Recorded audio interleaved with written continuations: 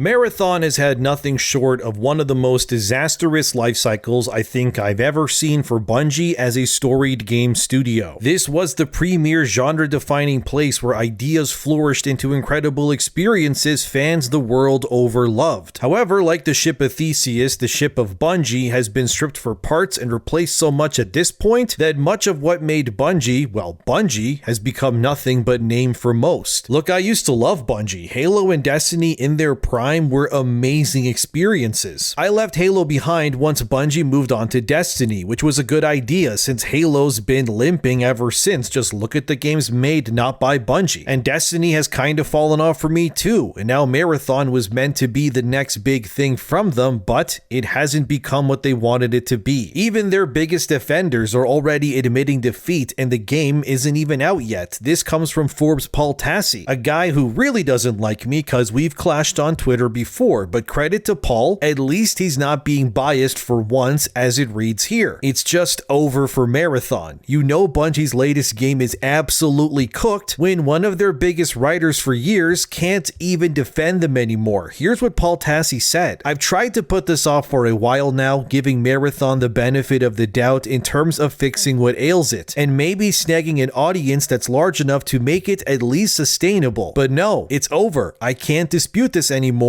This has probably always been true, but the events of the past week have cemented it. I will get into the livestream plagiarism and all that later, but this is a long list of what's gone wrong in the past, what's currently going wrong, and a future that does not look any brighter. Damn, dude. And the fact that Paul Tassi flat out states here, as you can see, that the entire idea of Marathon is a mistake in the first place, that is crazy for him to admit. Because here's the thing, right? Marathon isn't your traditional shooter game. It's an extraction shooter. A genre of game that I personally, and I wager many others, have zero interest in playing whatsoever. The idea of a super hyper competitive 3v3 FPS game is just not my cup of tea at all. Especially one where your entire advancement of your character kind of hinges on you surviving long enough to extract and survive. And look, hey, I'll admit it, I'm kind of washed at shooter multiplayer games these days. Marvel Rivals alone has me sweating at the best of times. And the idea of knowing I might have to face off against streamers or people who are just terminally latched onto Marathon every time I log on, I don't know about you guys, but that sounds like a nightmare scenario to someone like me when it comes to playing video games. And then Paul Tassi echoes this too, where he says you are never going to make an extraction shooter that is casual enough because the concept of being able to lose your loot, potentially your entire vault if you go on bad runs, is exhausting as you try to give the game and genre a chance. In addition to that, players will be losing all that gear and all the upgrades they've gotten in a season no matter what. That may be how this genre functions, but it's not going to be attractive to many players that have not already played this genre. It's very similar to why I never really got into Diablo 4 when its season started. The idea that I was resetted every season and would instead have to make a new character every time is just wildly unappealing to someone like me. And Marathon kind of just does the same thing, which, yes, I know, most live services have a new battle pass or something every season. But this is a little bit different because when you strip me of all of my loot and such every single season as well, like Marathon apparently does, what's the point then? All that work to kit myself out, get this gun and that attachment, and then you just, what, tear it all away from me? Imagine playing Call of Duty and every single season they pull all your attachments and all your guns from you and you're resorted back to zero. No thanks. This also just means that people who play more will objectively, of course, be better than you because they will just have better stuff. It's a very similar big problem actually with Destiny 2 even to this day, where its PvP is wildly unbalanced because of all of the mods and the rules on the weapons and abilities and exotics and more, all of it just coalescing into this cacophony of nonsense. And Bungie already admitted well before that it is pretty much impossible to balance a game like Destiny 2 when it comes to multiplayer due to how that game's loot and RPG systems work. And then in their infinite wisdom, they're doing basically the same thing with Marathon, which then begs the question, why does this game exist at all then at this point? It would have just been a better move to take all of these resources that are being spent here and just funnel them back into Destiny 2. I never understood why Bungie or PlayStation felt the need to even push this Marathon game at all. You have your cash cow with Destiny 2. Why not just pool all your resources to that instead? This would be like Epic Games making Fortnite and then just making another game like Fortnite. Like, what's the point? Just put all the resources resources back into Fortnite, you get me? But even more bizarre, since apparently Bungie and Sony axed Destiny 3 already, which that's crazy to me. And at this point, they should just rename Destiny 2 to simply Destiny and then turn it into a Fortnite platform pretty much like they did. But again, as you'll see, Bungie just seems like they're full of stupid choices across the board these days. This then comes from the GamePost.com. Ex-Bungie dev says Marathon leadership was extremely toxic and humiliating to work with. Bungie leadership needs to be gutted completely. Allegedly, according to those insiders, Bungie has completely ignored any claims or suggestions by their developers as it reads here. These problems aren't just being pointed out by critics on the outside, they've been coming from inside the studio for a long time. Many developers working on Marathon have reportedly raised their concerns over the years, especially about the push to keep the game focused only on PvP and not include any PvE features. It's such a puzzling scenario that Bungie has gotten themselves into this here, because one of my in real life friends is like one of the biggest Bungie fans ever. This guy, man, he has thousands of hours in Destiny 2, like it's genuinely insane. And shout out to my buddy Matt, who literally plays and breathes Bungie and Destiny games like all of the time, even to this day. But anyway, my friend Matt got to play Marathon in the alpha, and then I asked him how he thought the game was, and he said, it was ass cheeks. Worst thing he's ever played coming from Bungie, according to him, which is crazy because this dude, trust me, would play anything that Bungie has made in the past. We're talking Curse of Osiris, Lightfall, all of it. He will play anything, and he said that the overall gameplay experience was similar to just running around a patrol zone in Destiny 2, so Marathon was just a more expensive version of a Destiny zone map with little random AI enemies scattered about, and then you would sometimes fight a real person here or there. So remind me again why this game needs to exist. I mean, that kind of already exists in Destiny, minus the whole, extracting and then leaving the map, I guess. I also asked my buddy Matt to rate it out of 10, and he gave it an eye-watering 3 out of 10. I couldn't believe it from him, dude. Bungie's biggest fan that I know in real life hates Marathon, and I knew that in that moment, if Matt hated Marathon, dude, nobody is gonna play this game when it comes out. Because a reminder, Marathon won't even be free to play. Well, not yet anyways. At this point, the only way that game survives is if it becomes free to play, if I'm being honest, because there's no way you're going to both have the players needed population-wise to keep a game like this alive, if you're also going to be charging people the alleged $40 to $50 asking price. By the way, Marathon's supposed to come out this fall in September, which is when those game prices rise up from other companies, and I wouldn't really be surprised if Marathon ends up costing even more then too. And then you're out of your skull if you think you can convince millions of people to now pay $50 or God knows more for a 3v3 extraction shooter always online multiplayer only experience. My God, Bungie and Sony, make the damn thing free to play at least, then it could somewhat survive, but it's not even the worst of it, man. A former Bungie dev who goes by Spirited on Blue Sky said in their now deleted post, which I can only imagine happened because people at Bungie strong-armed them into taking it down, well, they said this: as a former Bungie employee who worked on Marathon, I feel for those still at the studio. Working with engineering, Marathon leadership was extremely toxic and humiliating. I won't speak about the rest, but Bungie leadership needs to be gutted completely. Sadly, this rhetoric isn't really unique, because Bungie has been known for a long time now to be full of toxicity aplenty and backstabbing too. But people mostly ignored those things because the end product was usually phenomenal. But now you got this slop that's coming out, and that shield of great game design is not here to protect them anymore. This looks like it's going to flop, and they probably know it. And that same dev named Spirited also said this last year during Bungie's round of layoffs. Here's what they said: their leadership is the worst that I've worked with, he described. Rampant micromanagement, frequent toxicity, and violations of their core values, and no ability to execute on their multi-franchise vision. So according to Spirited, Bungie has been a sinking ship for a really long time now. Spirited also said more, all of this is pretty much deleted now, but here's what they said: every day was a fight for autonomy and trust. Every day was someone telling me I'm not allowed to speak on any issue or problem in a professional tone. Spirited would also continue by saying, it was on our minds since the last layoffs in October 2023. We asked Pete Parson, that's the CEO of Bungie, and his response was that it was a lever that he would pull again. They need to flush out leadership completely. My team was excellent, but it felt like everything else prevented us from doing anything meaningful. So Spirited claims that Pete Parsons, who runs Bungie, didn't value his studio's talent at all. That they were all, in their opinion, disposable if it meant that Pete Parsons could still rake in his cut no matter what happens. It's textbook example bad management, and it's killed far less impressive studios in the past already. But this is how Bungie is now. There's another article where another former employee of Bungie stated that the higher-ups wanted Bungie's Lightfall expansion for Destiny 2 to fail. That former employee named Liana Rupert said this via Twitter. "Sucks that leadership wanted it to fail. There were so many elements of Lightfall that could have been monumental had the teams been properly supported. Still proud of everyone a part of it. Swinging around like a manic Titan Spider-Man is still S tier, but Bungie has become the very thing that they kind of swore they would never become all these years later pretty much. They left Microsoft because they wanted to be independent and pretty much make themselves into the next Blizzard in the future. But then, through greed and sheer hubris, they've now eliminated all of their goodwill, tanked all of their franchises, and of course, there's also the whole stolen art fiasco, which I'm sure you're already aware of. Here's one artist named Julian Failona, who showed how Bungie ripped off their art back in 2024, where he said, "I'm the artist whose artwork was used for the Witness cutscene from last year. It's been a year and I'm still waiting for that compensation that you said will be given." Haven't heard a word since. Yeah, you heard that right. Bungie claimed that they would pay this Julian artist for ripping his art off in Destiny 2. And yet, even to this day, they haven't paid him for his art. You can't be serious, Bungie. Of course, the straw that broke the Cabal's back was the other art controversy where Bungie got pretty much exposed for everything, man. For completely stealing their entire Marathon Games unique look off another artist and didn't give them any credit, compensation, or even ask them for permission. They just ripped it off, and that's really it. Here's a clip of the art director and such talking about that art rip. Here, watch this. Great.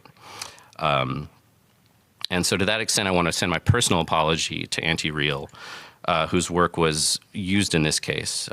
And I know how unfair this feels, and we're doing everything we can to make this right with her. Her work is fantastic, and we clearly share mutual appreciation for a specific genre of graphic design, and it's very exciting, and I'm excited to have folded that into our style in general. So thanks for listening, and thanks for your patience.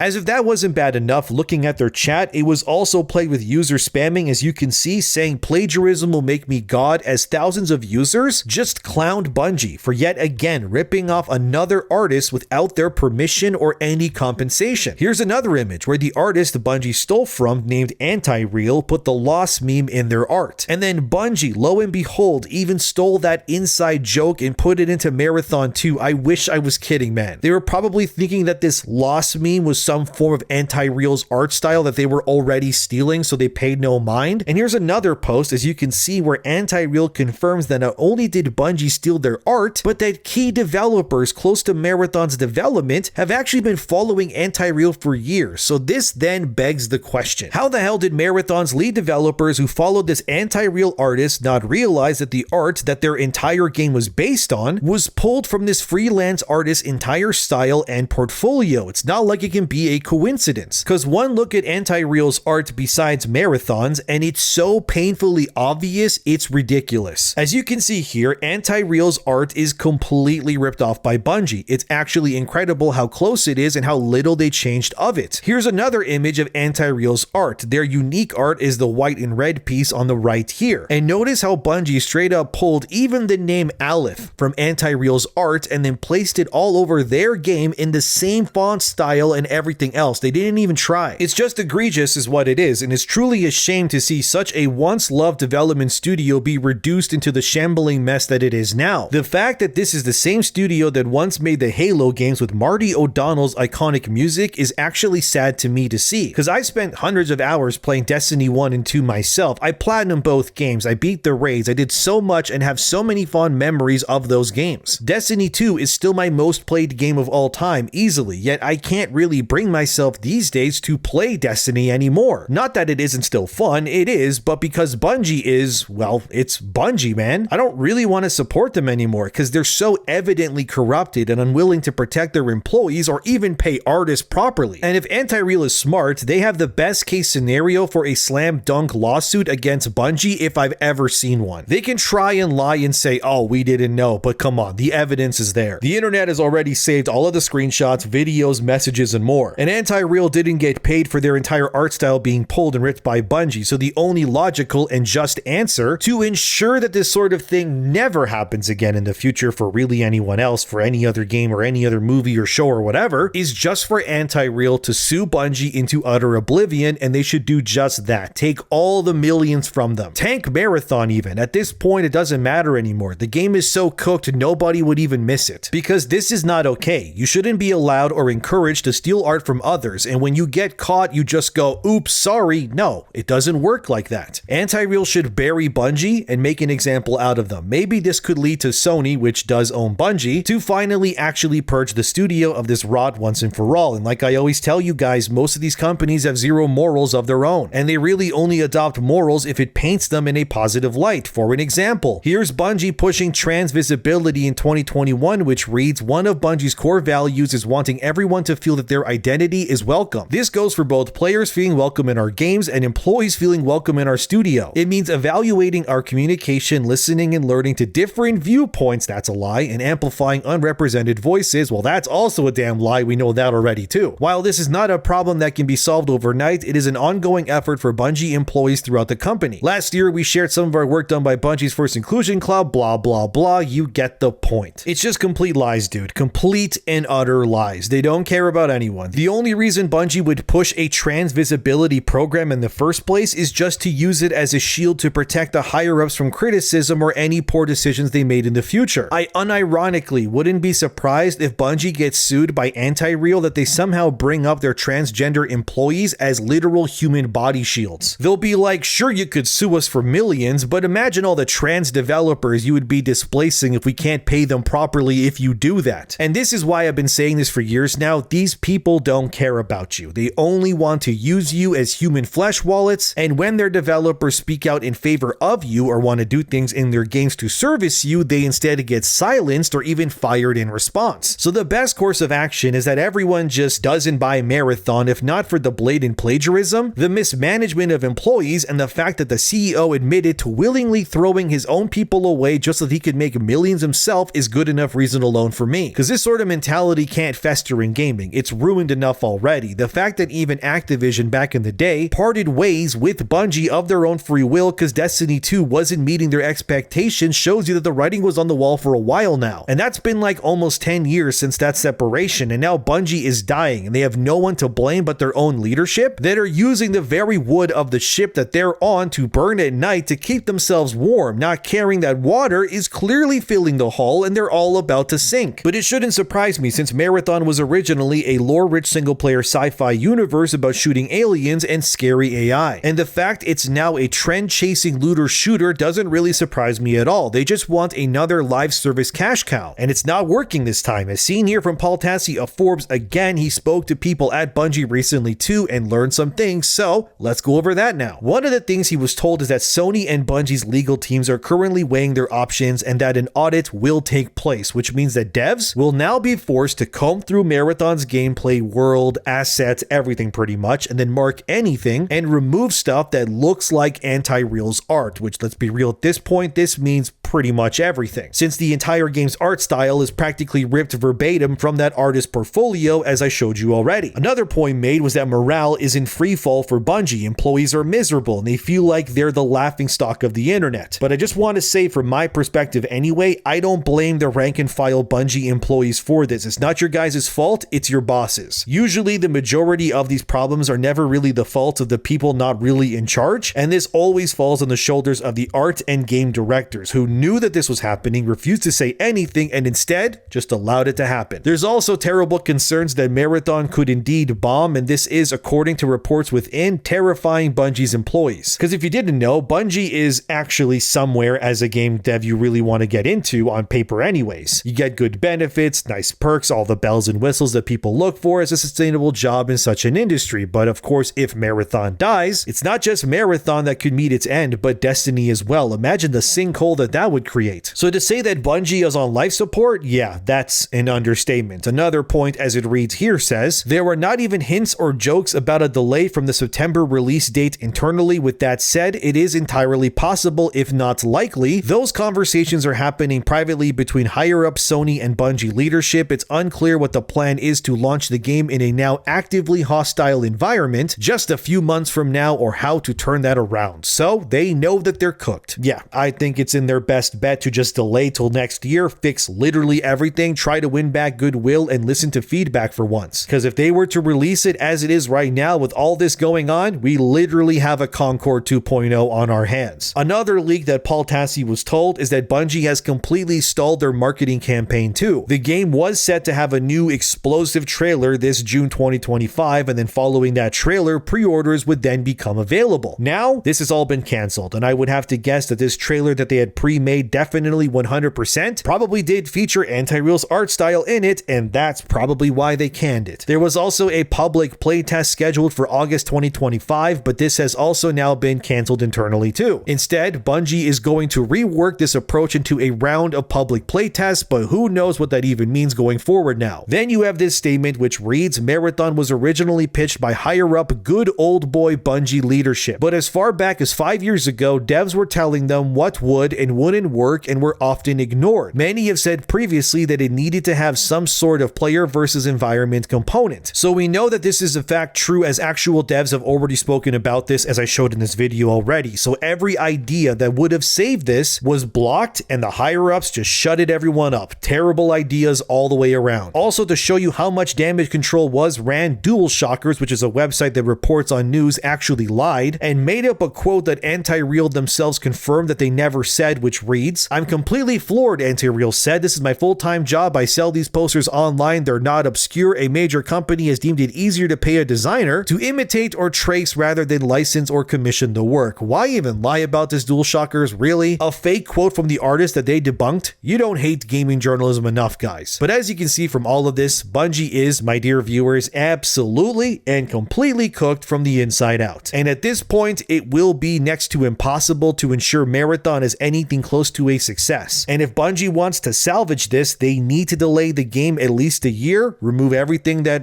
resembles Anti-Real's art, probably gut the toxic rot out of the company that would probably allow these things to fester in the first place. And I also really wouldn't be surprised if the art director ends up leaving now, knowing what we know too, if I'm being real, and they need to make the game free to play as well, because their competition, like Arc Writers, literally just announced that they're going free to play too. You can't compete with that. And if Bungie doesn't rectify any of these, concerns and more, they're dead. I hate to say it, but the studio that once made Halo and Destiny will be closed down if this situation continues this way. Maybe that's for the best, because the rot is completely soured and eaten away at the core of this company for far too long already. I think we can all agree on that one. But I guess my question to you before I go is this: despite all of this going on, are you still interested in playing Marathon? Would you buy the game if it were to come out this year, knowing what you know now? Let me know in the comments. Thanks for being here, subscribe, and I'll see you in the next one.